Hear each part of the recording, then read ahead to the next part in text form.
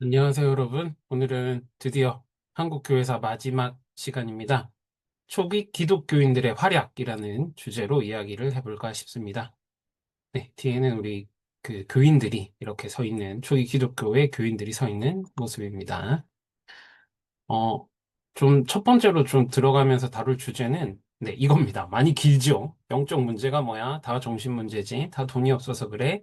병원 가면 고칠 수 있어. 돈만 있으면 행복해. 돈이 모든 문제 해결자야.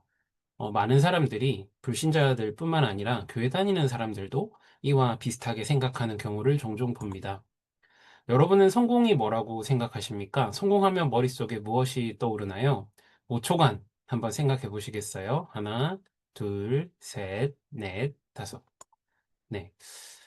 많은 친구들이, 어린 친구들도 이렇게 얘기하고 어른들도 얘기합니다. 돈 많이 벌어서 인기 없고 권력 없고 재밌게 사는 것이 성공이다. 이렇게 얘기를 합니다. 혹시 이분을 아십니까? 이분의 이름은 앤서니 보데인입니다. 어, Parts Unknown이라는 그 CNN 프로그램을 해서, 그러니까 이게 알려지지 않은 부분이란 뜻이잖아요. 그래서 전 세계를 돌면서 여러 나라를 방문해서 다양한 음식을 먹고 그 나라의 문화나 이런 특색 있는 체험을 하면서 활동을 하신 분입니다. 이분은 원래 요리사고요, 셰프고요. 책을 써서 어, 유명해졌습니다. 그리고 방송에도 나오고요. 그래서 이분 별명이 세계에서 제일 좋은 직업을 가진 사람이에요. 왜냐면 이렇게 맛있는 거 먹고 여행하면서 돈 버니까. 오바마 대통령과 함께 어떤 나라에 갔을 때 모습인데요. 어느 나라 갔나요, 여러분? 네, 베트남입니다. 네, 베트남 하면 뭐죠? 쌀국수. 쌀국수 먹으면서 저렇게 맥주 한잔 하면서 오바마 대통령이랑 얘기를 나눴는데 되게 상징적인 장면입니다. 그 베트남과 미국이 예전에 전쟁을 했잖아요. 그래서 그 베트남과 미국 전쟁 후에 처음으로 베트남을 방문한 대통령이 오바마 대통령이라고 해요. 그런 첫 방문에 앤서니 보데인과 함께 쌀국수 먹으면서 인생과 이런 사회에 대한 이야기를 나누었습니다. 그리고 옆에 계신 분은 네, 이 앤서니 보데인의 부인입니다. 여배우입니다. 되게 아름다우시죠? 그러니까 여배우랑도 결혼을 하시고 우리나라에 와서 저렇게 네, 소주 딱 이렇게 먹고 있는 모습이죠. 그런데 이렇게 즐겁게 살던 앤소니 보데인이 2018년 6월에 호텔에서 갑작스럽게 네, 극단적인 선택을 했습니다. 도대체 왜 그랬을까요? 돈도 잘 벌고요. 아름다운 아내도 있고요. 엄청난 인기를 가지고 있고 직업이 심지어 많은 사람들, 특히 요즘에 MZ 세대들이 좋아하는 여행과 뭐 체험 이런 건데요. 영적 문제일까요? 그럼 영적 문제가 뭡니까, 여러분? 영적 문제? 영적 문제에 대해서도 한번 생각해 보시겠습니까? 5초 드리겠습니다. 하나, 둘, 셋, 넷, 다섯. 자, 여러분 영적 문제가 뭐라고 생각하십니까? 물론 뭐 하나님 떠난 문제겠죠. 그래서 여러 가지 문제가 생기는데 마르틴 루터가 네, 종교개혁의 예, 선두주자였던 마르틴 루터는 인간 존재의 깊은 고뇌를 앙페이퉁 이렇게 불렀습니다. 독일어고요. 이거를 번역을 하면 존재론적 우울감. 그러니까 인간은 존재 자체가 우울하다, 불안하다 이렇게 얘기를 했습니다. 무언가 알 수 없는 불안, 두려움, 채워지지 않는 공허함.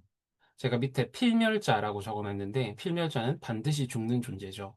하나님을 떠난 인간은 죽을 수밖에 없고 그 죽음을 가장 두려워할 수밖에 없고 그것 때문에 네, 언제나 아무 이유 없이 불안한 겁니다. 두려움은 어떤 대상이 있잖아요. 뭐 예를 들어서 강아지가 있다거나 아니면 뭐 귀신이 눈에 보인다거나 이러면 두렵잖아요. 어떤 존재가 있으면. 근데 이 불안함은 어떤 원인 없이 그냥 다가오는 겁니다. 사람들은 이 존재론적 우울감을 느끼기 때문에 드라마, 노래, 게임, 사랑, 성공, 술, 마약 등등 이 공허감을 채우려고 끊임없이 노력하고 있어요. 많은 사람들이 열심히 춤을 추고 유흥을 즐기는 것도 알 수 없는 이 공허감 때문에 어, 이쪽으로 빠지게 됩니다. 왜냐하면 이런 것에 몰입을 하고 있을 때는 그 공허감, 불안감이 사라지거든요. 제가 뭐 이렇게 초상권이 있어가지고 뭐 어떤 분은 이름이 있네요. 이 화면 왼쪽에 보시는 분들은 재벌 3세시고요. 저도 이분들 이름은 잘 모릅니다. 기사에서 가져온 거라.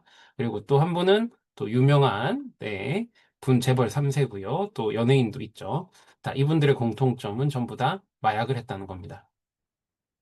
얼핏 봐도 뭐 외모도 다 괜찮으시고, 돈은 뭐 정말 한도 끝도 없이 가지고 있겠죠. 인기도 있을 것이고. 그런데 왜 이분들은, 네, 마약에 손을 댔을까요? 정말 좋잖아요. 먹고 싶은 거 다 먹고, 사고 싶은 거 다 사고, 집, 차, 뭐 여행도 언제든지 갈 수 있는 그런 위치에 있는 사람들이 왜 마약에 가게 될까요?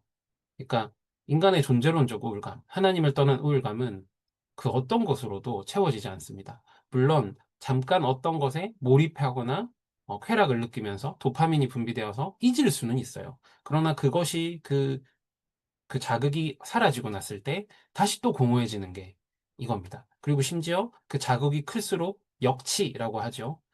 다음에 더 강한 자극을 필요로 하게 되어 있어요. 인간은 해결할 수 없는 우울감에 있습니다. 그래서 성 어거스틴은 이렇게 말을 했습니다. 하나님, 주님을 향해 지어진 우리 마음은 주님 안에서 안식하기까지는 평안을 누릴 수 없습니다. 인간은 하나님을 통해서 하나님을 만나기까지는 안식함을 누릴 수 없습니다. 이것이 영적 문제입니다. 앤서니 보데이는 그 안식이 없었을 거예요. 즐겁고 멋지고 화려한 삶을 살았고 누구나 부러워할 만한 직업을 가지고 또 누구나 부러워할 만한 아내를 얻었지만 그것으로는 그의 존재론적 우울감을 해결할 수 없었을 겁니다. 자, 앤서니 보데인의 삶을 다룬 그 로드런너가 넷플릭스에 있습니다. 이것도 한번 보시면 좋을 것 같고요. 제가 또 머니와 웰스에 대해서 잠깐 얘기를 해볼까 하는데요. 머니는 화폐죠, 돈. 어떤 종이라던가 굴이나 이런 걸 가지고 모양을 만들고 거기에 표시를 해서 이제부터 이것은 이런 가치가 있다라고 하는 게 머니입니다. 웰스는 재물이라고 할 수 있죠. 즉 재물의 가치를 머니로 돈으로 환산한 게 표시 수단, 교환 수단으로 만든 것이 머니입니다. 제가 삼겹살과 호텔 뷔페라고 적어놨는데 이런 예가 있습니다. 만약에 어떤 한 가족이 엄마, 아빠, 아들, 딸이 이렇게 넷이서 맛있게 집에서 삼겹살을 구워서 상추 싸가지고 이렇게 막 서로 주고 하하호호 웃으면서 즐겁게 보냈어요. 너무 좋아요. 막 바람도 비도 와서 바람도 시원하고 막 그랬어요. 그래서 아내도 남편도 행복하고 아이들도 행복하고 너무 막 화기애애하게 웃었어요. 기분이 어떻겠어요? 정말 기쁘겠죠. 너무 마음도 뿌듯하고 우리 정말 행복해라고 하는 겁니다. 그런데 갑자기 큰아들이 묻습니다. 아빠, 그런데 이 삼겹살 이거 얼마예요? 이렇게 딱 하면서 아빠가 갑자기 얼마더라? 이렇게 하고 뭐 한 4, 5만 원 들었어? 이렇게 얘기를 하는 거죠. 그러면 이제 옆에 있던 그 딸이 또 이렇게 말합니다. 근데 아빠 옆집 뭐 누구네는 어 저기 5성 호텔 뷔페 갔대. 거기는 한 끼가 10만 원이래. 이러면 이제 어떻게 됩니까? 아빠가 갑자기 미안하다. 아빠가 10만 원짜리 뷔페도 못 데려가지고 아이고 이렇게 하게 되는 거죠. 행복했던 가정이 비교를 하기 시작하니까 갑자기 우울해집니다.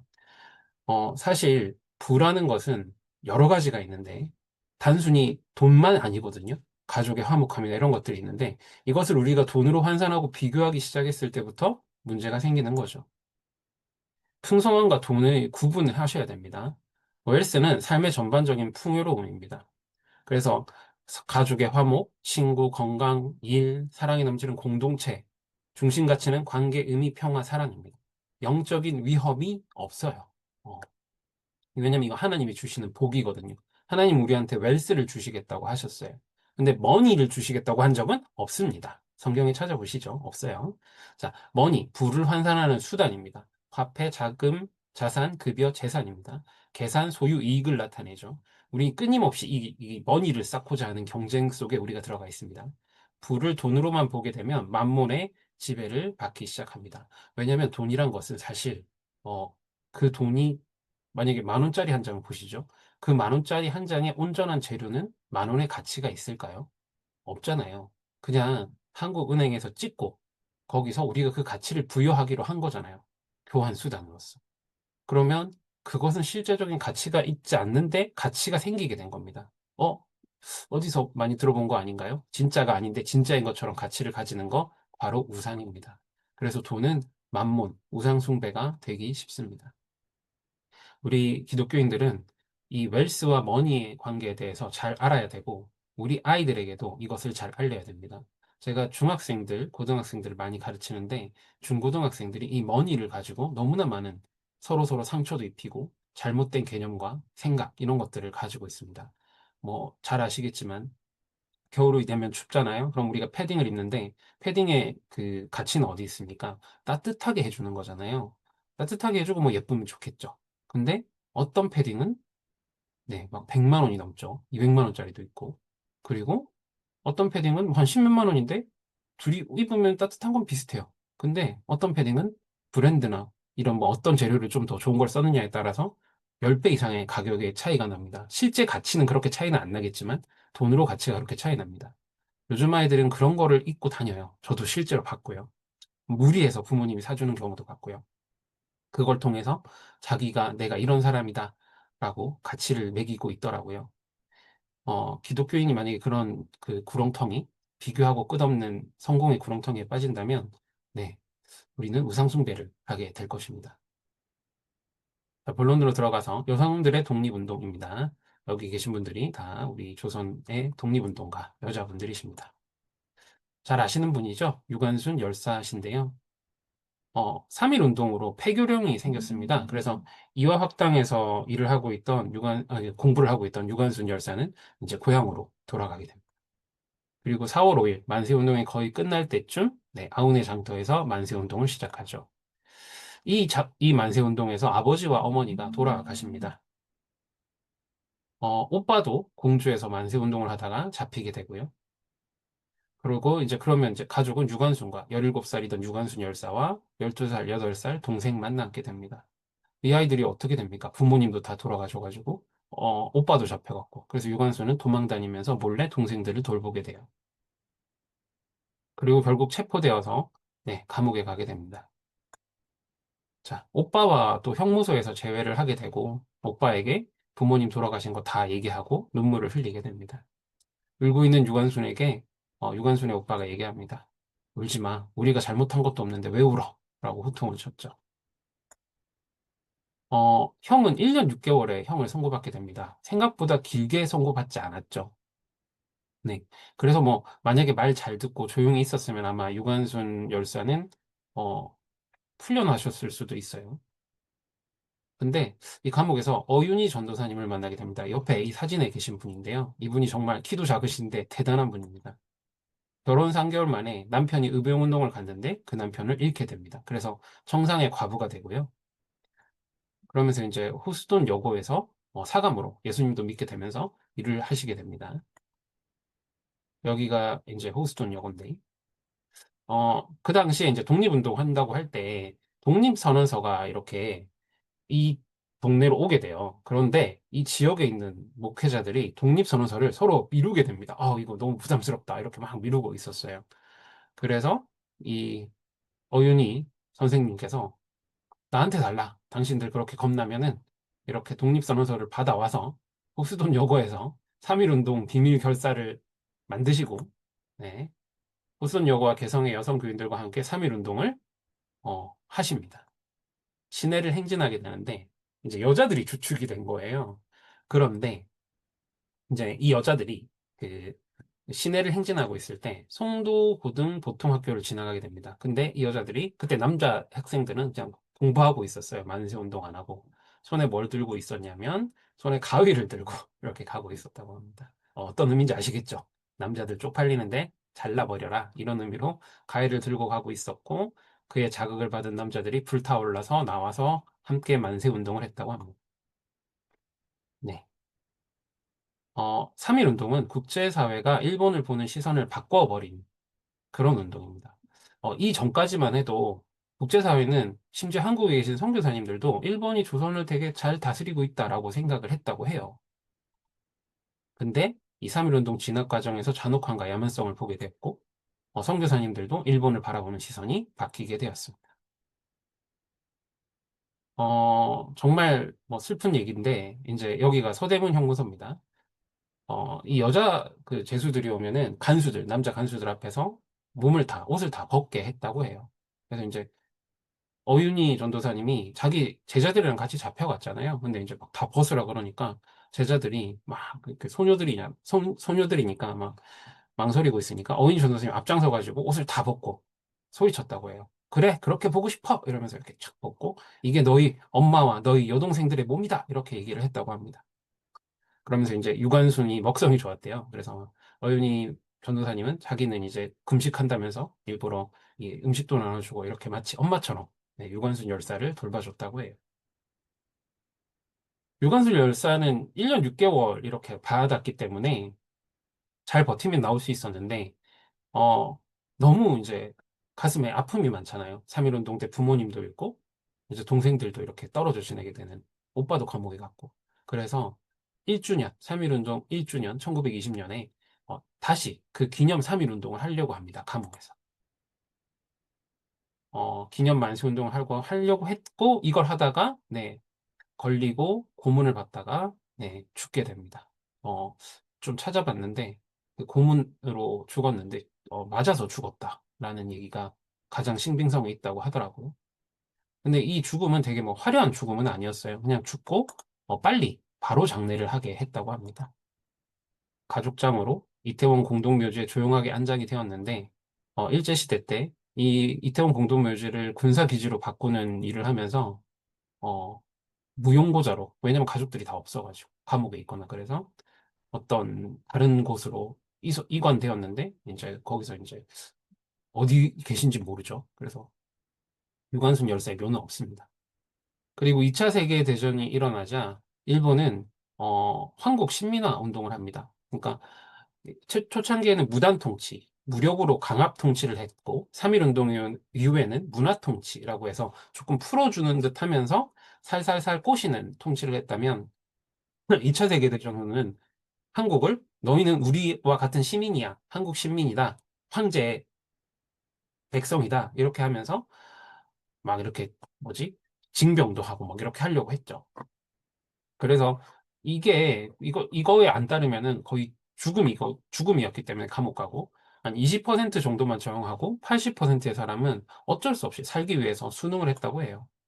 학교와 공동체를 지키기 위해서 수능하기도 하고 그리고 이 수능을 하면 또 특히 유명인사 같은 경우는 일본에서 이 모델이잖아요. 선전하기 딱 좋으니까 이 사람들은 수능하게 해놓고 말 안 들으면 이제 감옥 가거나 죽이니까 이게 따라오면 나가서 일본 지지하는 일 해라. 그래가지고 이 당시에 보면 이제 민족의 그 엘리트들, 지도자들이 일본을 지지하는 발언을 한 내용들이 꽤 많이 나옵니다. 뭐 그 전쟁에 끌려나간 학도병으로 끌려나가게 하는 거 막 이렇게 얘기하고 심지어 정신대로 가는 것이 원래 이제 뭐 정신대로 간다는 것 자체가 무슨 나가서 이제 공장에서 일하는 걸로 속였죠. 그런 것들이 뭐 우리 한국 시민으로서 해야 될 일이다. 이런 말들을 하게 했어요. 글도 쓰게 하고. 근데 이걸 막 그렇게 진짜 생각해서 하는 사람은 엄청 소수였고 대부분은 어쩔 수 없이 했다고 합니다. 그래서 우리가 이런 부분에 대해서 조금 참고는 할 필요가 있지 않나 생각을 해봅니다. 괴로워하며 지지한 분들이 많았습니다. 자, 두 분을 소개해 드릴 건데요. 오른편에 계신 분이 여러분 잘 못 들어보셨을 겁니다. 신석구 목사님이신데요. 이분도 이제 믿음이 참 좋으신 분이었는데, 독립운동을 하자라고 했을 때 이분이 되게 갈등을 했대요. 내가 하나님의 종인데 이 운동을 해도 될까? 그러면서 하나님께 기도하고 계속 기도하는 중에 하나님께서 이 나라를 찾는 일이 너무나 작은 일이 아니다. 라고 하는 음성을 들었다고 합니다. 그래서 신앙의 목적을 가지고 하나님의 나라를 위해서 이 독립운동에 참여했다고 해요. 그리고 또 신사참배를 하신 네, 왼쪽에 계신 분은 주기철 목사님이십니다. 5번이나 체포됐어요. 일본이 엄청 주기철 목사님을 괴롭혔습니다. 놓아줬다 풀어줬다 놓아줬다 풀어줬다 잡아서 또 고문하고 뭐 이렇게 달래기도 하고 협박도 하고. 근데 세 번째 감옥에서 엄청난 고문이 있었다고 하는데요. 들으면서 너무 깜짝 놀랐는데 이 도장만 찍으면 돼요. 이거 이렇게 신사참배 하겠다. 내가 일본 천황 신이다 인정하는 도장만 찍으면 되는데 그렇게 꼬시는데 엄청 고문을 했고요. 그 같이 잡혀왔던 많은 목사들이 그 도장을 찍고 나갔대요. 근데 주기철 목사님은 한 번도 그 변절한 목사님들을 욕하지 않았습니다. 왜냐면 당해보지 않으면 모른다. 당해보면 너무 힘들기 때문에 충분히 이해가 된다. 그러니까 진짜 주기철 목사님이 대단한 거지. 그 도장 찍고 나간 목사님들이 이상한 목사님들은 아니었던 거죠. 주기철 목사님과 아내분이십니다. 아기는 이제 주광조 장로님이라고 주기철 목사님의 막내 아들입니다. 심지어 이렇게까지 했다고 해요. 가족들이 면회왔는데 그 앞에서 주기철 목사님을 때렸다고 해요. 가족들 보는 앞에서. 천장에 매달고 때리고. 진짜 잔인하죠. 심지어 면회를 온 어머님을 목사님 앞에서 때리기까지 합니다. 너 때문에 너희 어머니 맞는다면서. 정말 잔혹하죠. 그런데도 일본은 유기철 목사님을 고문은 했지만 죽이고 싶진 않았나 봐요. 왜냐하면 양심범이라서 국제사회, 일본은 되게 눈치를 많이 봤거든요. 우리 되게 발전한 나라야, 우리 법치국가야 이렇게 했기 때문에 양심범이라서 풀어주려고 되게 노력을 했다고 해요. 그래서 엄청난 유혹까지 하는데요. 네, 택시 태워줄 테니까 택시 타고 가다가 신사 앞에 서면 창문 열고 살짝 고개만 끄덕여. 그럼 우리가 이거 기록으로 당신이 신사 참배했다라고 기록하고 보내줄게. 진짜 한 거 아니니까. 이렇게까지 했다고 해요. 아무도 모르잖아요. 택시 타고 가서 고개만 끄덕하고 일본은 문서로만 적는데 주기철 목사님은 하나님과 나의 양심, 하나님이 다 아시기 때문에 나는 그렇게 할 수 없다라고 하셨습니다. 일사가구 주미철 목사님의 팩션 드라마죠. 한국 교회는 이때 신사 참배를 네, 그냥 교단이 인정합니다. 그래서 주기철 목사님을 오히려 목사직에서 파면하게 되고요. 가족들은 사택에서 쫓겨나게 됩니다. 아내가 마지막으로 면회를 왔을 때 주기철 목사님은 따뜻한 숭늉 한 그릇 먹고 싶다라고 하셨다고 하고 그게 마지막 말이 되었다고 해요. 어, 이런 분들, 이런 믿음을 지킨 분들, 그리스도의 사랑과 또 하나님의 힘, 어, 로마 시대도 마찬가지고요. 생사, 한 번 죽는 거, 일사가고. 어디서 이 힘이 왔을까요? 부활의 신앙과 나와 함께 하시는, 우리와 함께 하시는 예수 그리스도, 그리고 하나님의 섭리, 이런 모든 것들을 보면서, 그리고 말씀을 통해서 힘을 얻지 않았나 싶습니다. 기독교인들이 이렇게 한국의 독립운동에 엄청나게 많은 영향을 미쳤고, 그리고 또 기독교 교육을 통해서 이 나라를 세워나갈, 인재들이 세워졌었고, 그와 함께 더불어 한국 교회는 성장을 했습니다. 어, 참 많은 생각들을 하게 됩니다. 한국 교회사를 볼 때. 우리가 지금 되게 많이 세상이 혼란스럽지 않습니까? 그래서 그러기 때문에 더더욱 우리가 이 초기의 기독교인들을 보면서 많은 생각들, 그리고 선교사님들을 보면서 많은 도전을 받아야 되지 않을까 싶습니다.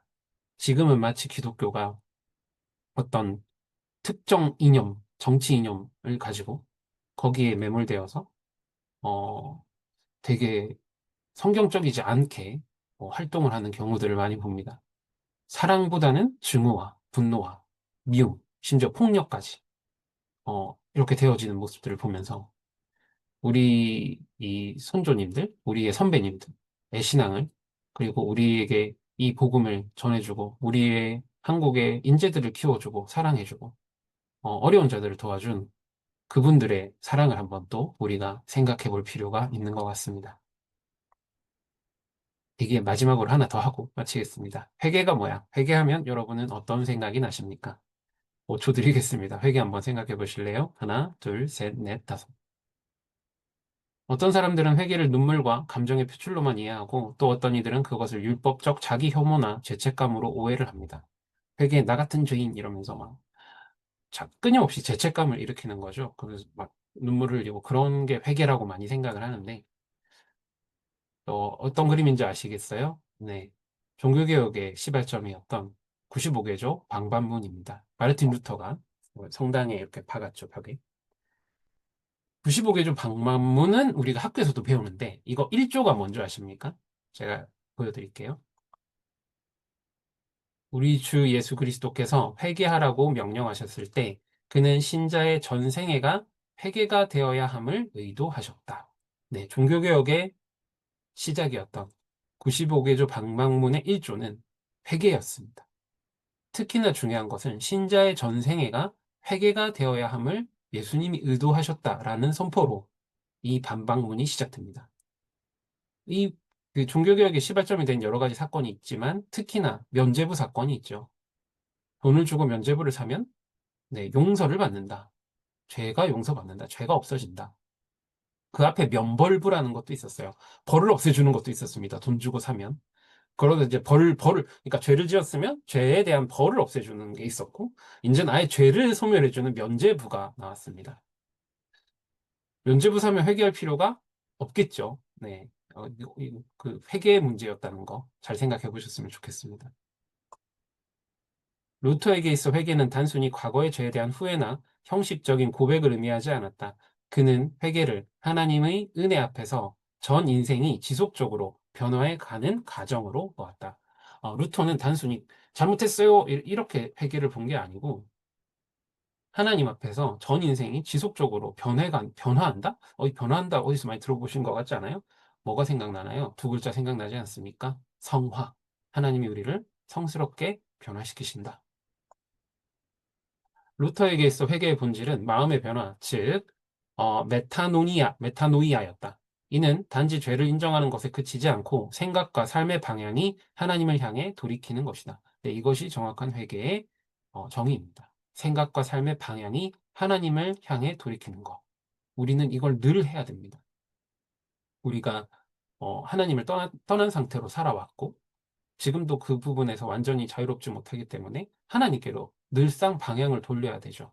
그것이 바로 회개입니다. 순전한 기독교에서 C.S. 루이스는 이렇게 말합니다.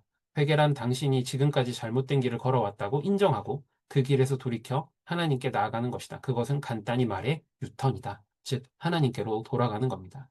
한번 돌아갔다고 끝이 아니라 우리는 자꾸 잘못된 길로 가기 때문에 날마다 하나님께로 돌이켜야겠죠.